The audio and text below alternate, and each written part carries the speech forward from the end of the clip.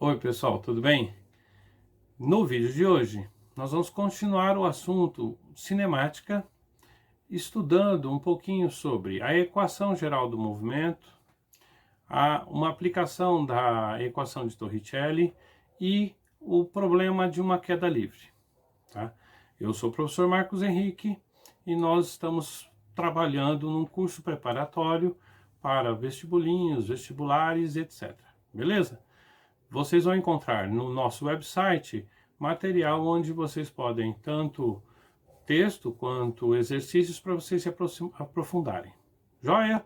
Bons estudos para vocês!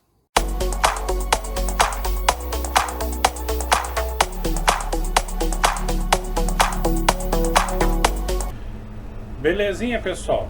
Então, olha só, vamos dar uma olhadinha nas características dos movimentos. Quando nós pensamos no movimento, nós precisamos analisar se ele é um movimento uniforme ou um movimento uniformemente variado. É fundamental isso, porque no momento que a gente identifica que ele é uniformemente variado, eu preciso da aceleração. Então vamos dar uma olhada no exemplo. Olha só, vamos supor que eu tenho dois irmãos, moram juntos na mesma casa e eles vão à escola.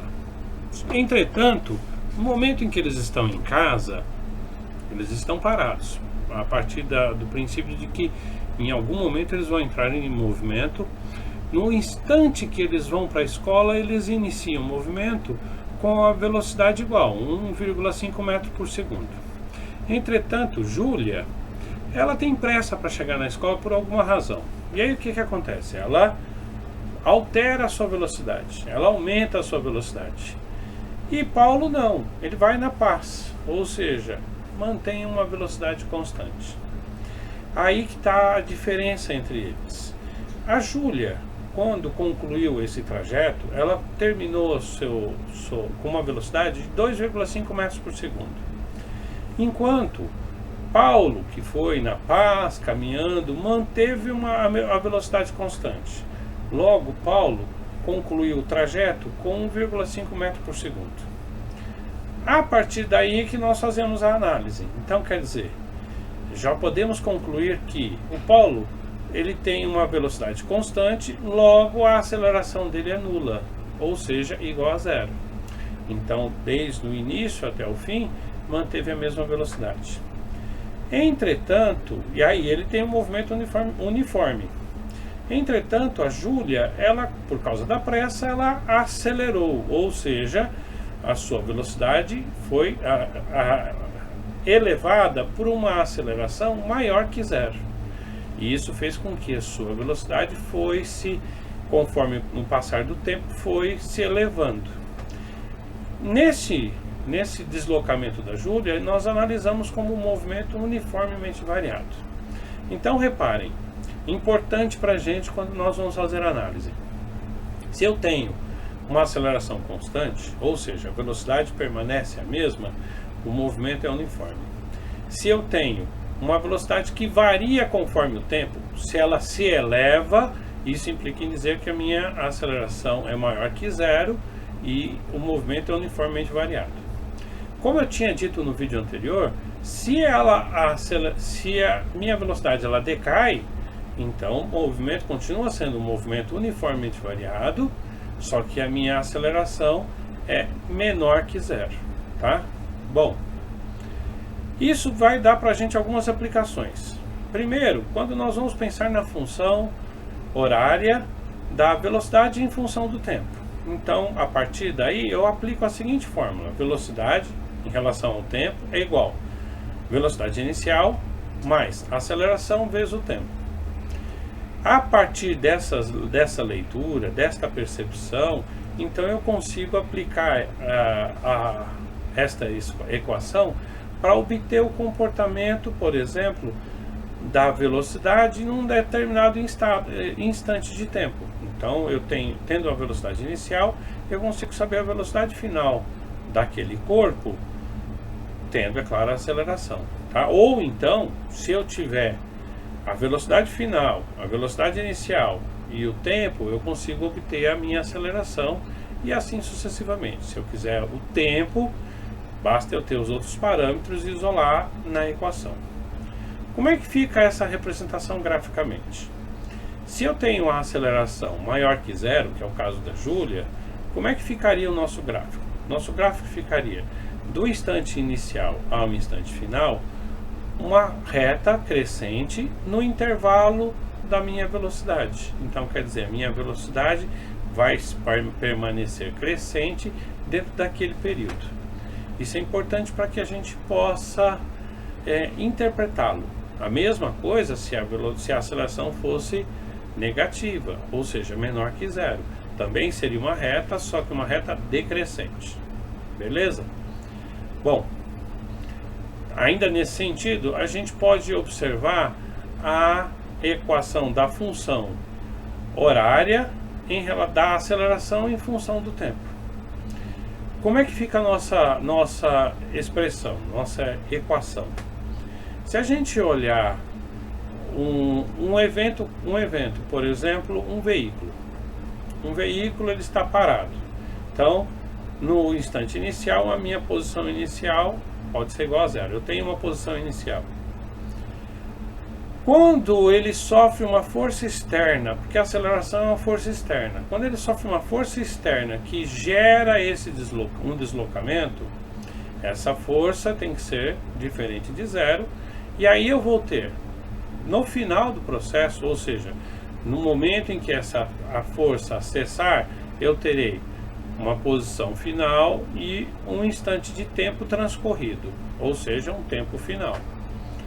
No instante inicial, a minha velocidade é uma constante. Entretanto, ela vai sofrendo variação conforme a aceleração vai impondo mais a sua força. E eu tenho, a partir daí, então, uma velocidade final diferente da minha velocidade inicial. Combinando esses elementos todos, nós obtemos a seguinte equação.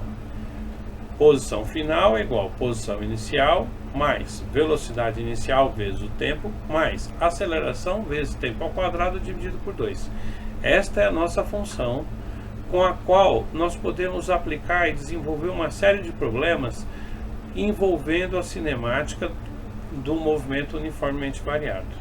Ou seja, quando eu quero achar, por exemplo, a posição final, tendo os outros parâmetros, basta eu substituir nessa equação os outros parâmetros. Se eu quero achar o tempo, tendo a posição inicial, a final e a velocidade, aparece para mim uma equação de segundo grau, na qual eu consigo achar o meu tempo. Um detalhe interessante com relação à questão do tempo é a observação de que não existe tempo negativo, tá, gente? Então, quando nós calcularmos numa equação de segundo grau e obtivermos um dos instantes de tempo igual a menos alguma coisa, esse valor não é satisfatório para a nossa solução. Bom, agora vamos dar uma olhadinha numa aplicação do movimento uniformemente variado. O problema da queda livre. Eu tenho uma esfera presa por ganchos. Quando ela for liberada, ela vai entrar em queda livre. Nós temos ainda o lançamento oblíquo, que é para cima, e o lançamento horizontal. Esses dois nós discutimos no próximo vídeo. Na queda livre, quando eu preciso fazer análise, certo? Então começamos fazendo análise do instante em que ela está estática, ou seja, velocidade é igual a zero e sua posição inicial é igual a zero. Eu avalio o espaço que ela irá percorrer, então quer dizer, ela vai percorrer um espaço de 48 metros, ela está distante do chão 48 metros.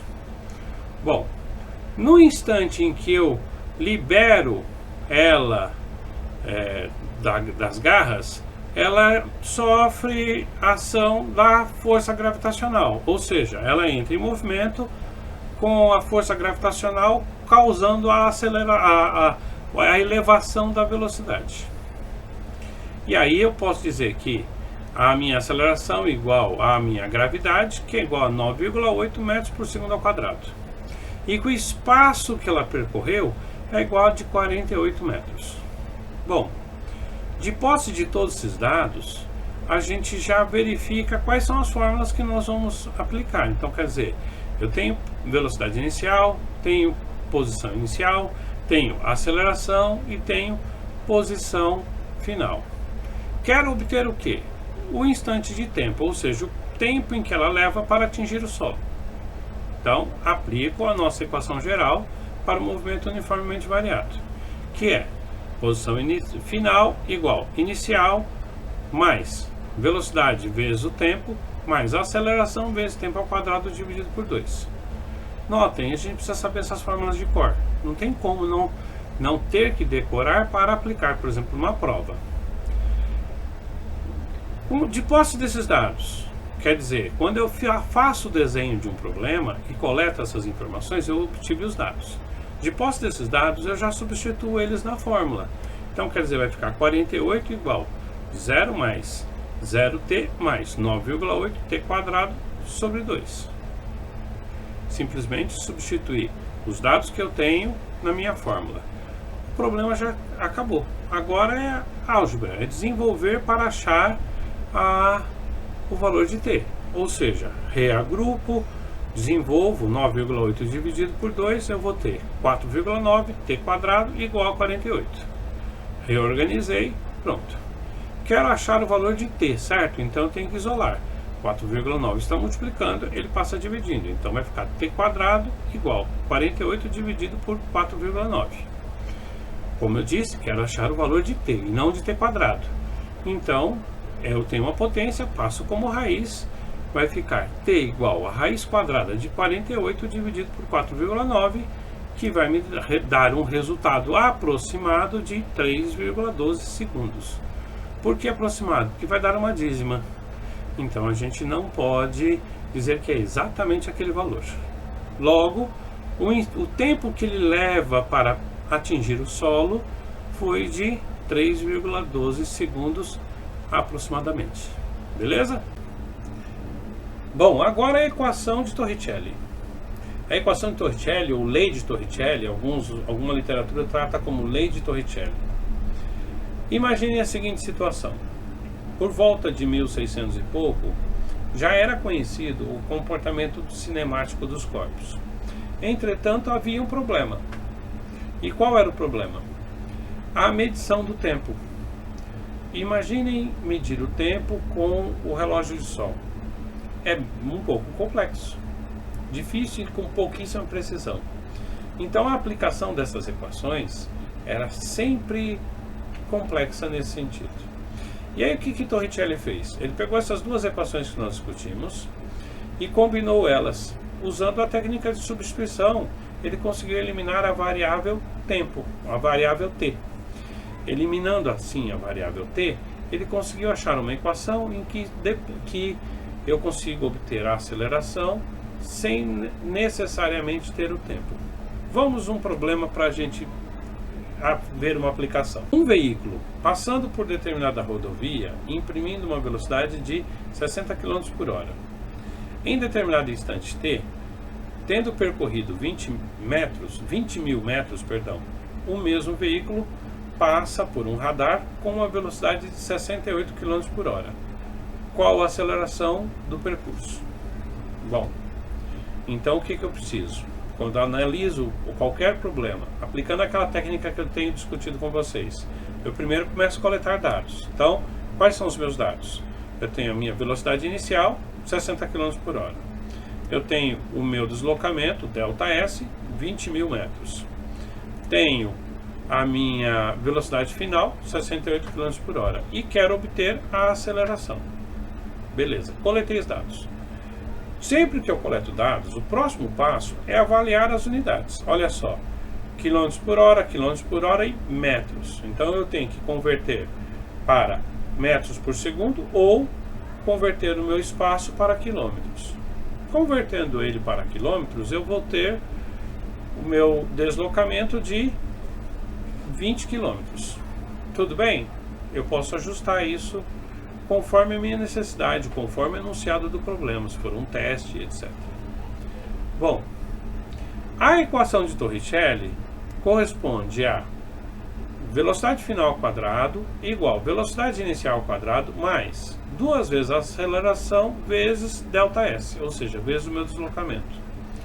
Aí é assim, resultado da combinação das duas. Aí assim, o que eu faço? Basta então agora eu substituir meus dados. Ou seja, no lugar da minha velocidade final, 68 ao quadrado.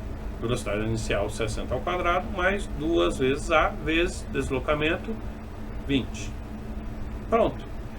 De novo, reforço. Reparem, é importante a gente notar. Física é quase que só isso. Pra gente, quando vai fazer um concurso, um vestibular, alguma coisa assim. Interpretação. Aquela análise do começo do vídeo, de interpretar qual sistema utilizar, é até mais importante do que o processual. Porque o processual agora é só desenvolver. Então, quer dizer, 68 ao quadrado, 4.624. 60 ao quadrado, 3.600. 2 vezes 20, 40. Então, o resultado vai ficar 4.624 igual a 3.600 mais 40 vezes A, ou 40 vezes a aceleração. Agora, o que tem que fazer? Reorganizar e agrupar os termos semelhantes. Então, quer dizer, se eu fizer isso, eu vou obter que a aceleração igual a 1.024 dividido por 40, isolando a variável A. Tendo isolado a variável A, agora desenvolvo isso, a minha aceleração do corpo será de 25,6 km por hora ao quadrado. Pronto. Achamos então que a aceleração deste veículo neste intervalo, nesse espaço, ou seja, nesse deslocamento, foi de 25,6 km por hora ao quadrado. Beleza? Belezinha, pessoal. Com isso nós terminamos a atividade proposta para hoje. Recomendo a vocês que peguem uma boa literatura, por exemplo, o livro do Halliday, para se aprofundarem no assunto. É claro que no nosso website, tem um endereço aqui, vocês conseguem pegar mais exercícios para se aprofundarem, estudarem um pouco mais. E de qualquer forma, se tiverem alguma dúvida, alguma sugestão ou algum pedido em particular, mandem por e-mail ou mandem através dos comentários dos vídeos que a gente responde o mais rápido possível. Beleza? Joia? Bons estudos para vocês!